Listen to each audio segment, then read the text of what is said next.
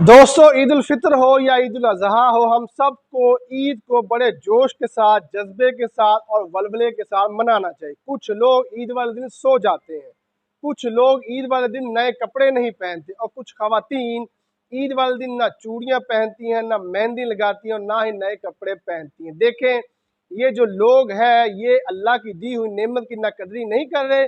अल्लाह ने इनकी ज़िंदगी में ईद की खुशियाँ भेजी हैं, ईद का इतना अहम दिन भेजा है, तो वो सोकर गुजार रहे हैं या नए कपड़े नहीं पहन रहे या जो चूड़ियाँ नहीं पहन रही ख़वातीन या मेहंदी नहीं लगा रही। दर हकीकत ये जो लोग अल्लाह की दी हुई नेमत की नाशुक्री कर रहे होते हैं।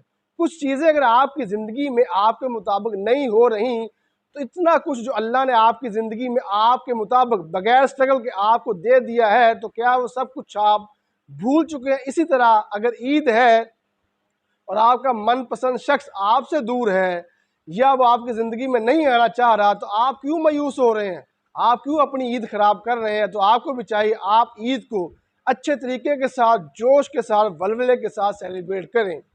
इसी तरह कुछ लोग कहते हैं ईद जो होती है वो बचपन में बच्चों की होती है, जब इंसान बड़ा हो जाता है तो उस पर जिम्मेदारियां बढ़ जाती है, तो फिर वो ईद मनाता नहीं है, बस ऐसे ही ईद आती है और चली जाती है। देखें, ईद की जो उम्र है अल्लाह ने कोई मुतय्यन नहीं की, हर उम्र में इंसान जो है ईद को सेलिब्रेट कर सकता है। जब अल्लाह ने ईद की उम्र मुकर्रर नहीं की, तो आप कौन होते हैं ईद की उम्र की हदबंदियाँ करने वाले? देखें, इंसान की ज़िंदगी में दुख भी आते हैं, परेशानियां भी आती हैं, मुसीबतें भी होती हैं और ला हासिल ख्वाहिशात भी होती हैं, लेकिन इसका मतलब ये नहीं होता कि आप ज़िंदगी के ऊपर ऐसी चीज़ों को सवार कर लें, बल्कि ये ज़िंदगी का हिस्सा होती हैं, उनको साथ लेकर चलना होता है।